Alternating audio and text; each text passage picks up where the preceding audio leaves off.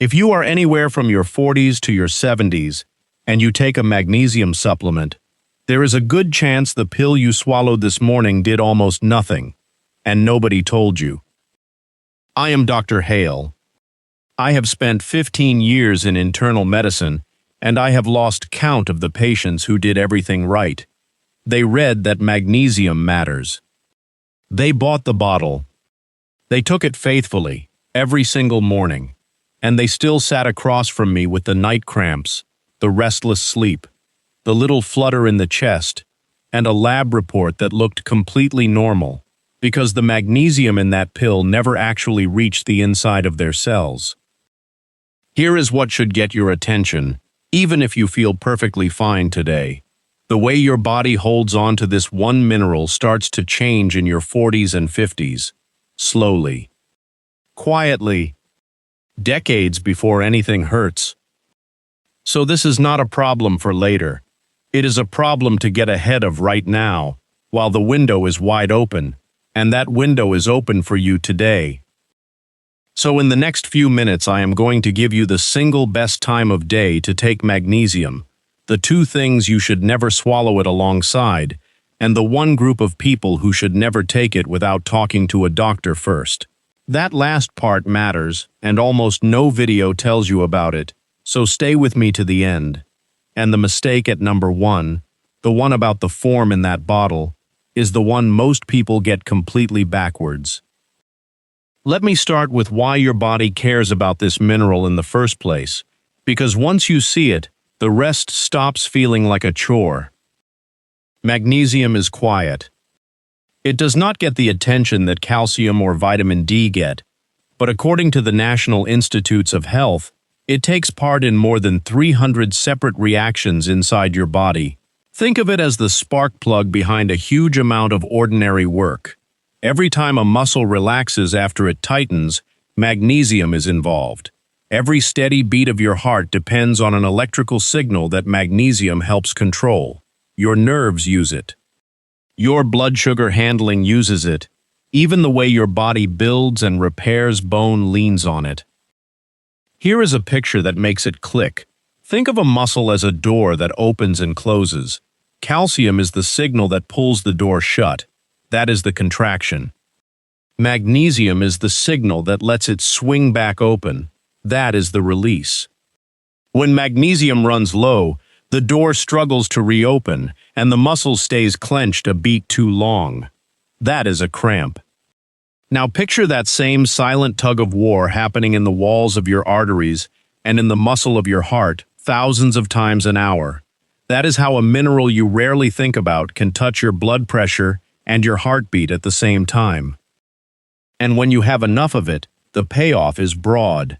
The National Institutes of Health notes that magnesium plays a part in keeping blood pressure in a healthy range.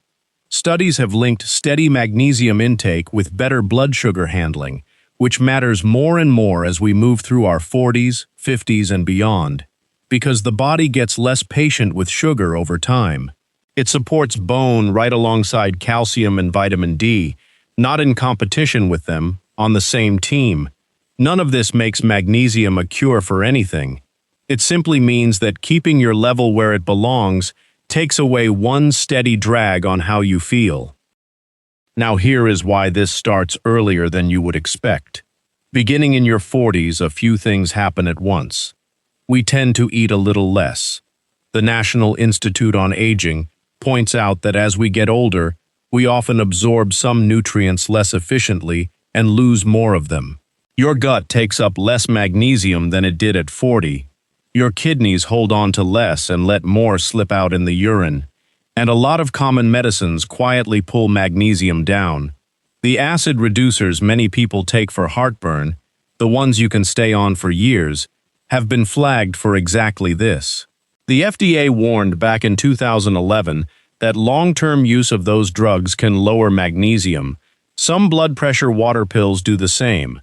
So you can eat a fairly normal diet and still drift low year after year with no dramatic symptom to warn you.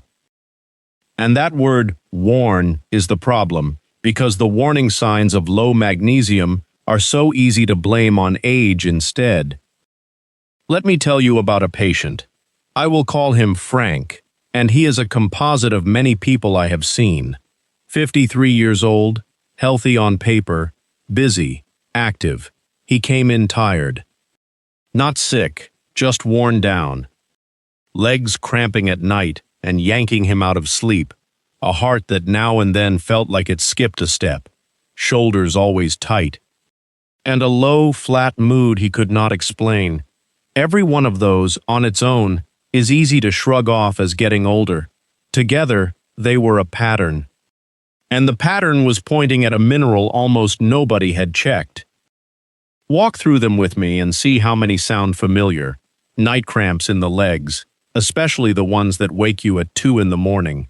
A fluttering or pounding heartbeat. That feeling that your heart skipped a step. If that one happens to you often, that is a conversation with your doctor, not something to self-treat. Sleep that never quite goes deep, where you fall asleep fine, but wake at 3 and lie there. And then the quiet trio that nobody connects to a mineral. A constant low fatigue that coffee does not fix.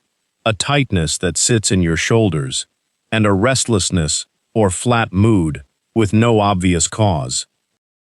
Now you might be thinking, can I not just get a blood test and settle this?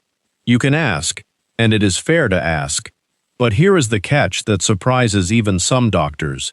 Only about 1% of your body's magnesium is floating in your blood. The rest is tucked inside your cells and your bones. So a routine blood test can read perfectly normal while the magnesium inside your cells is quietly running down. That is a big part of why this shortage hides so well. And it hides in a lot of people. The National Institutes of Health estimates that close to half of adults in this country take in less magnesium than they should from food. So millions do the responsible thing. They buy a bottle. And they still stay low. Because here is the part almost nobody explains. A pill on the shelf is not the same as magnesium inside your cells, and that gap comes down to 3 things you can fix starting tonight. Mistake number 1 is the form, and this is the one I told you most people get backwards. Walk into any store, and the cheapest magnesium on the shelf is almost always magnesium oxide. It looks like a bargain. A big number of milligrams for very little money. The trouble is your body absorbs only a small fraction of magnesium oxide. Most of it passes straight through, which is also why that type is the one most likely to send you running to the bathroom.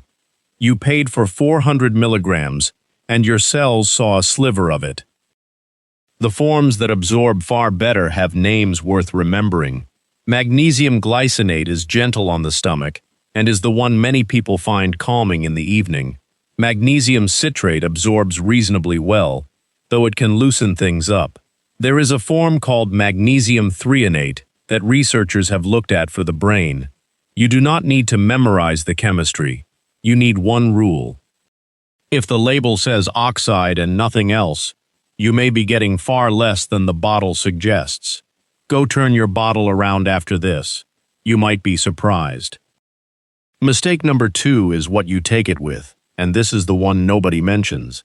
Magnesium and calcium compete for the same doors into your body. Picture your usual morning.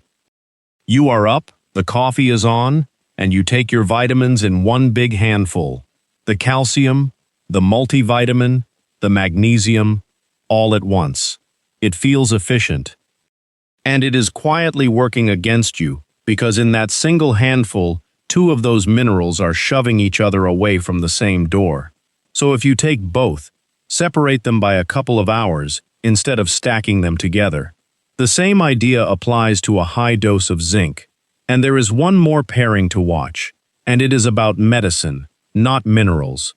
Magnesium can change how well your body absorbs certain drugs, including some antibiotics and some thyroid medication. The guidance is to keep magnesium a few hours apart from those. This is exactly the kind of thing your pharmacist can check for you in about 2 minutes, and it is worth the ask. So we have covered the form and the company it keeps. Now the hour, because you were promised the best time of day, and here it is. For most adults, the evening is the friendlier window, and there are two reasons. First, magnesium leans toward the calming side of your nervous system, so taking it a couple of hours before bed can support the wind down instead of fighting it. Many people say their sleep feels a little steadier and their legs a little quieter at night. Second, taking it in the evening keeps it away from that calcium-rich breakfast and sidesteps the competition we just talked about.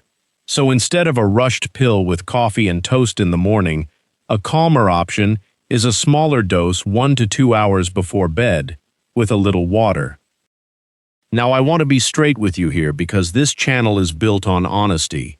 The evening timing is a preference, not a law of nature. Some people take magnesium in the morning and feel perfectly fine. The bigger wins are almost always the form and not stacking it with calcium. But if you are going to take it anyway, the evening is a sensible default, and it costs you nothing to try. One more honest note about expectations. Magnesium is not a switch you flip.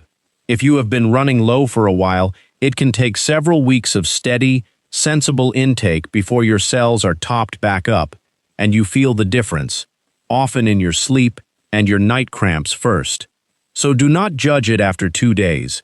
Give it a month, keep the dose reasonable, and watch how you feel rather than chasing a big number on a bottle.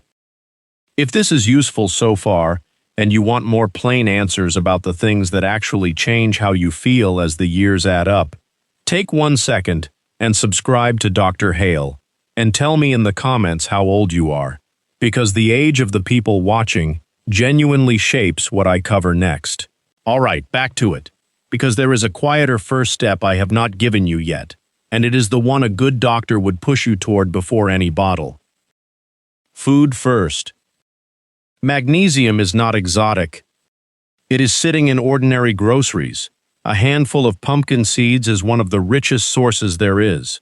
Spinach and other dark leafy greens carry a good amount, and they cook down small, so a big raw bag becomes a modest side dish. Almonds, cashews, black beans, and edamame all add to the total. Even a square or two of dark chocolate contributes, which is a pleasant surprise. And whole grains hold more than refined ones, so the switch from white bread to a real whole grain does more than one good thing. Why start with food? Because it is very hard to overdo magnesium from a plate. Your gut simply takes what it needs and lets the rest go. A supplement is different, and that brings us to the part I promised you at the very beginning, the part that most videos skip entirely. There is a group of people who should be careful with magnesium supplements, and for them the answer is not a bigger dose but a conversation with a doctor first.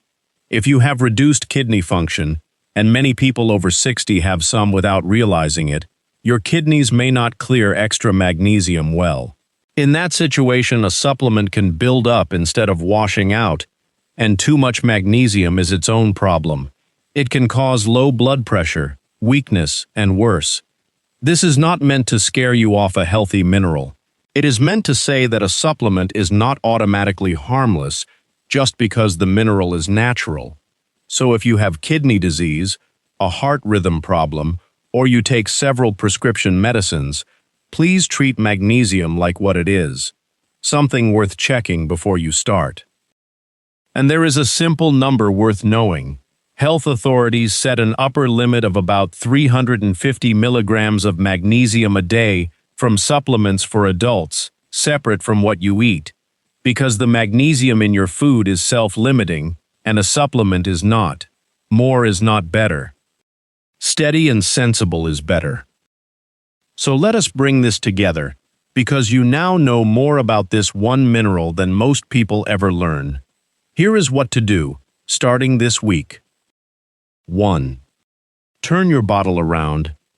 If it says oxide and nothing else, trade it for an absorbable form like glycinate or citrate.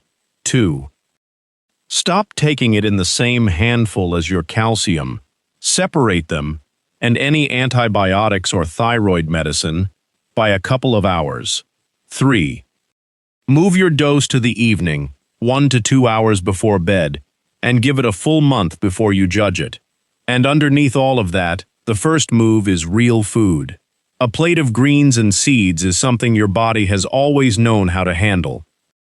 Now, one clear line before we finish, because it matters. Everything I gave you today is education, not a prescription, and it is not a substitute for your own doctor. I do not know your kidneys, your medications, or your history. And there are signs that are not about slow, quiet shortage at all. A heartbeat that races or pounds often. Severe or spreading muscle weakness. Confusion. Those are not things to fix with a supplement. Those get a phone call to a doctor, and some of them get one today. So bring what you learned here to your doctor or your pharmacist. Ask the absorbable form question. Ask about your other pills. Let them tell you what is right for your body, not the internet. And here is the thread I want to leave you with. Everything today was about a shortage that builds silently for years, while your blood test still looks fine. But magnesium is only one of these quiet minerals. There is another one that close to half of older adults run low on, and when it drops, it can look exactly like memory loss, exactly like getting older, when the real cause is sitting on a shelf. In my next video, I am going to walk you through the warning signs of that one, so you know what to watch for in yourself and the people you love. Subscribe so it lands in front of you.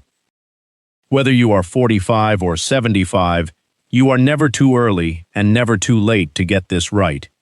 And the version of you 10 years from now will be grateful you started paying attention today. I am Dr. Hale. Take care of yourself